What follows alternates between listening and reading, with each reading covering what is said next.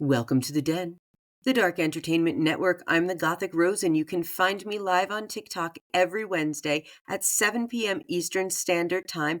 And be sure to catch up on Spotify, YouTube, and Amazon Music. There is also the Welcome to the Den podcast blog on WordPress. And if you have a terrifying tale you'd like to share, please email me at welcometothedenpodcast@gmail.com. But now let's get to the fresh hell of the day on the Daily Dive in 5. President Joe Biden has delivered his farewell speech to Americans. He warned that an oligarchy is taking shape in America of extreme wealth, power, and influence, and that it literally threatens our democracy. He also highlighted the dangers of misinformation and disinformation, stating that Americans are being buried under an avalanche of misinformation and disinformation, enabling the abuse of power.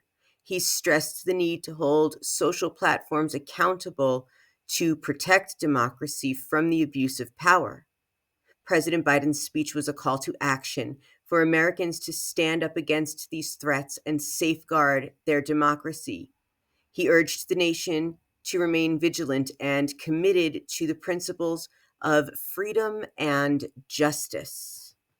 Now, despite all of this and our good economy and all the jobs that were created and the ceasefire in the Israel-Hamas war, Biden is ending his term with the lowest approval rating of his presidency at 36%.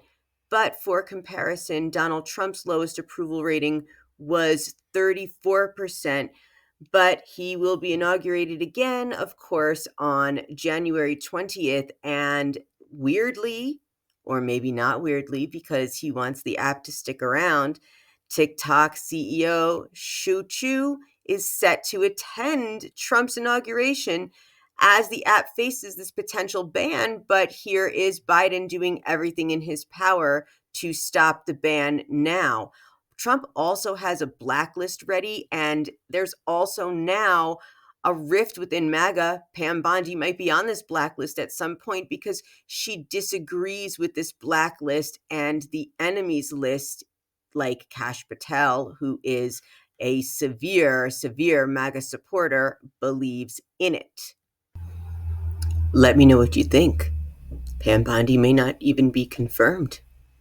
Neither may Pete Hegseth, but we shall see what happens in the world of a second Trump term and this new government. Now, Elon Musk, of course, is always stirring controversy because he is glued to Donald Trump's side, and he is now on X claiming that to be hired at X, education isn't necessary. And this is after calling Americans mediocre and the R word. Now, it's just over the top ridiculous because he's also pushing those H-1B visas to bring in supposedly more educated people to work in the tech field. So why even make that announcement at all? Oh, right, he needs attention. He was also asking for nicer content on X. Meanwhile, I've heard it's turned into a neo-Nazi cesspool of hate. Now, of course, Elon Musk has to be involved in everything, and he and Jeff Bezos are flexing their billionaire muscles, we'll call it, in a new space race with Musk's Starship and Bezos' new Glenn rockets, competing for dominance because nothing says I have nothing better to do with my money than float around in space. I don't understand it, but this is where we're at. The oligarchy. I had said it on TikTok a long time ago. President Biden just said it last night. And with all of the disinformation that has been out there with the media recently, we don't know what's what, but we do know why we are here.